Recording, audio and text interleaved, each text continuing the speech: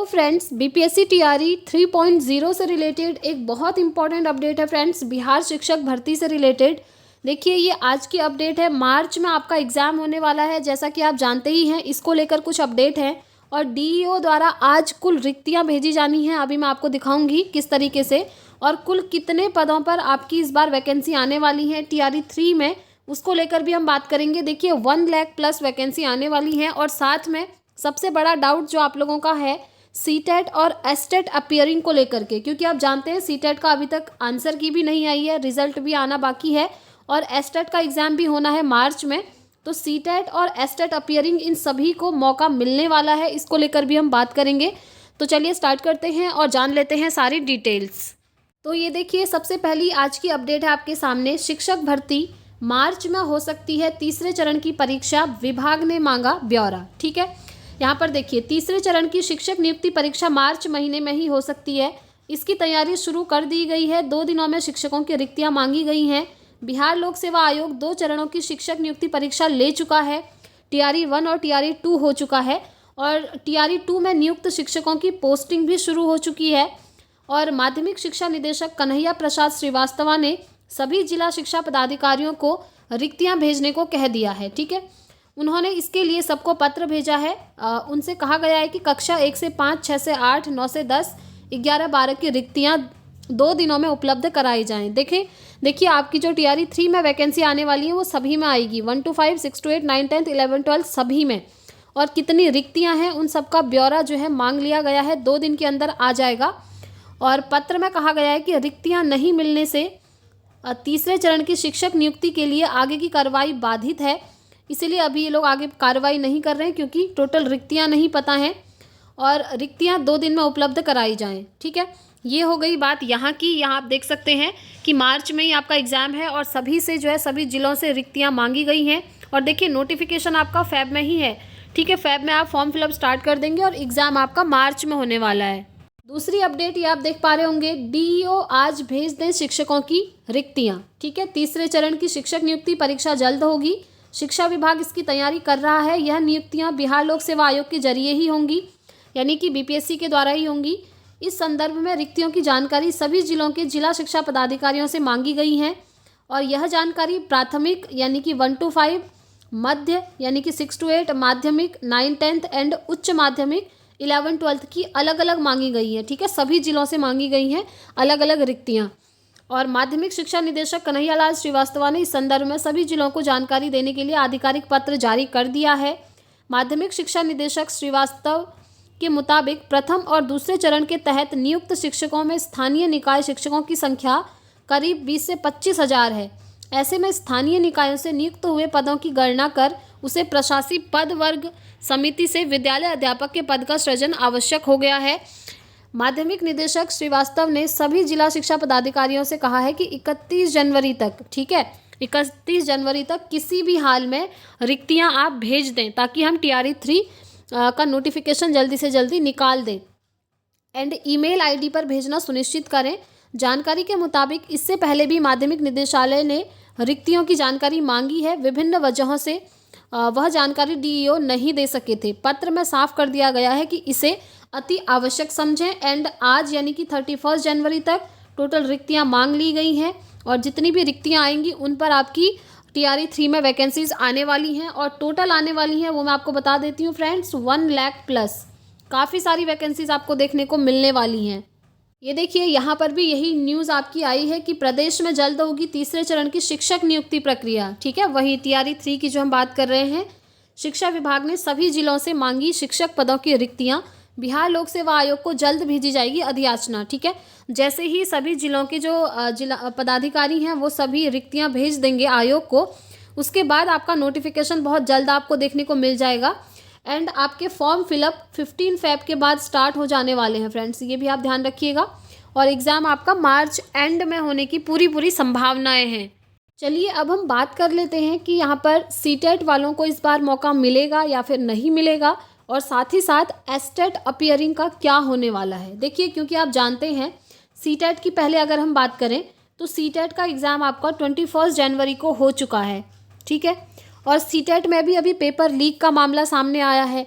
अगर paper leak को accept करके सीबीएसई दोबारा से पेपर कंडक्ट करवाता है फिर तो सीटेट स्टूडेंट्स के लिए प्रॉब्लम हो जाएगी, ठीक है। बट अगर पेपर आपका दोबारा से नहीं होता है, पेपर कैंसिल नहीं होता है सीबीएसई के द्वारा, तो आपकी जो आंसर की है आपको फेब फर्स्ट वीक में देखने को मिल जाएगी और उसके बाद फेब लास्ट तक सीटेट का रिजल्ट भी आ जाएगा। वो सीटेट जिसका एग्ज़ाम 21 जनवरी को हुआ था, ठीक है। तो फेब लास्ट में आपका रिजल्ट आ जाएगा और जो बीपीएससी के फॉर्म फिलअप हैं वो फेब मिड से स्टार्ट होने वाले हैं। तो आवेदन की लास्ट डेट तक सीटेट का रिजल्ट आना कंफर्म है, इसलिए सीटेट वाले बिल्कुल भी परेशान ना हो, क्योंकि बीपीएससी टीआरई 3.0 के आवेदन से पहले पहले आपका रिजल्ट आ जाएगा और उसके बाद आप यहाँ पर एलिजिबल हो जाएंगे टीआरई 3 में अपीयर होने के लिए, ठीक है। अब हम बात करते हैं एस्टेट अपीयरिंग का। तो देखिए एस्टेट का जैसे कि आप जानते ही हैं, अगर आपको बिहार में शिक्षक बनना है 9th 10th और 11th 12th में, ठीक है, 9th 10th और 11th 12th में, तो अगर आपको 9th 10th में टीचर बनना है तो आपके पास बिहार एस्टेट पेपर 1 क्वालिफाई होना चाहिए और अगर आप बिहार में 11th 12th में टीचर बनना चाहते हैं तो आपके पास एस्टेट पेपर 2 क्वालिफाई होना चाहिए। बट आप देखिए एस्टेट का एग्ज़ाम होना है आपका मार्च में, ठीक है, मार्च में होना है एस्टेट का एग्ज़ाम और मार्च में ही अब बीपीएससी टीआरई की डेट भी आ गई है, तो इनका क्या होगा। तो इस बार पूरी संभावना ये है कि जो एस्टेट अपीयरिंग स्टूडेंट्स हैं वो बीपीएससी टीआरई 3 में बैठेंगे, उन्हें मौका मिलेगा जो अपीयरिंग वाले हैं एस्टेट, ठीक है। और एस्टेट का एग्ज़ाम मार्च में ही होना है, बहुत जल्द आपको देखने को मिल जाएगा।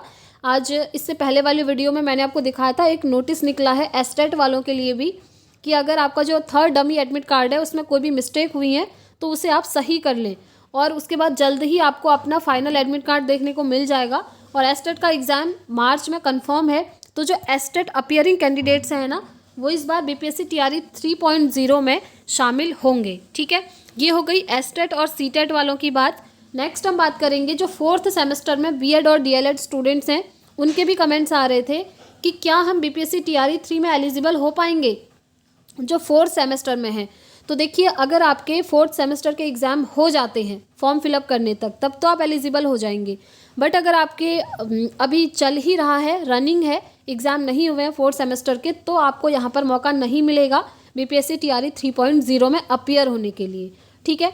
आई होप मैंने आप लोगों के सारे डाउट्स क्लियर कर दिए हैं। अगर अभी भी आपका कोई डाउट है फ्रेंड्स तो प्लीज़ आप कमेंट बॉक्स में पूछ लीजिएगा, मैं पूरी कोशिश करूँगी आप सभी को रिस्पॉन्स करने की। एंड अगर आप चैनल पर नए हैं फ्रेंड्स तो मेरी टेलीग्राम आईडी भी है, उसे आप ज्वाइन कर सकते हैं। वहाँ पर आप कुछ भी क्वेरी करेंगे तो वहाँ आपकी क्वेरी रिजॉल्व हो जाएगी, ठीक है। और अगर आप चैनल पर पहली बार आए हैं तो चैनल को सब्सक्राइब करके बेल आइकन ज़रूर प्रेस करें ताकि ऐसे ही ऑथेंटिक इन्फॉर्मेशन आपके पास सबसे पहले पहुँच सके।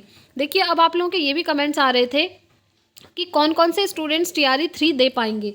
तो सबसे पहले आप ध्यान रखिए ऑल ओवर इंडिया के कैंडिडेट्स, चाहे आप किसी भी स्टेट से बिलोंग करते हों, आप बीपीएससी टीआरई 3.0 बिहार शिक्षक भर्ती में बैठ सकते हैं और बिहार शिक्षक भर्ती का जो एग्ज़ाम है वो आपका मार्च में होना है।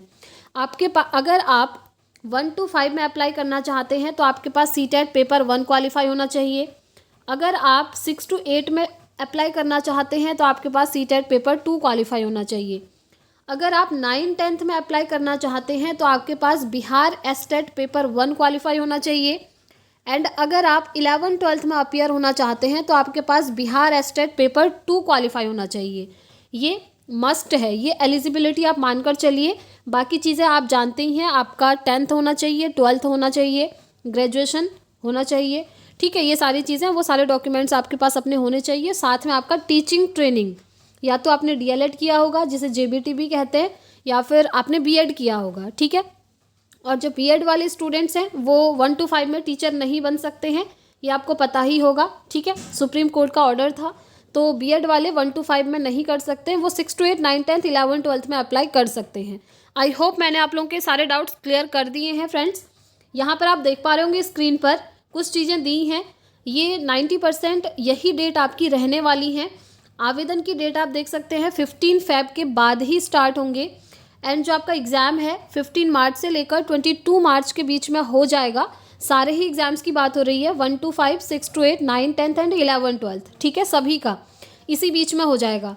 और आप जानते ही हैं यहाँ पर आपका लैंग्वेज के 2 पार्ट रहते हैं, हिंदी एंड इंग्लिश लैंग्वेज, साथ में जीएस वाला पोर्शन रहेगा। और 6 to 8 9 10 11 12 में आपका सब्जेक्ट स्पेसिफिक रहेगा, या तो आपका साइंस स्ट्रीम होगा, वहाँ पर साइंस मैथ्स के क्वेश्चन आएंगे, या फिर आपका अगर आर्ट साइड है तो वहाँ पर आपके एसएसटी के क्वेश्चन आएंगे। ठीक है, वैसे जो डिटेल्ड सिलेबस है मैं बाद में डिस्कस कर दूंगी। आवेदन की अंतिम तिथि से पहले सीटेट का रिजल्ट आ जाएगा, जो कि मैंने आपको क्लियरली बता दिया है। साथ ही एस्टेट अपीयरिंग वाले स्टूडेंट्स को इस बार मौका मिलने वाला है, और जो बीएड या डीएलएड चतुर्थ सेमेस्टर में है उनको मौका मिलने की संभावना नहीं है, अगर उनका तब तक रिजल्ट नहीं आ पाता है तो फ्रेंड्स यही अपडेट थी आज की। अगर वीडियो पसंद आई हो तो लाइक एंड शेयर ज़रूर कीजिएगा। आपके जो भी डाउट है आप कमेंट बॉक्स में पूछ सकते हैं।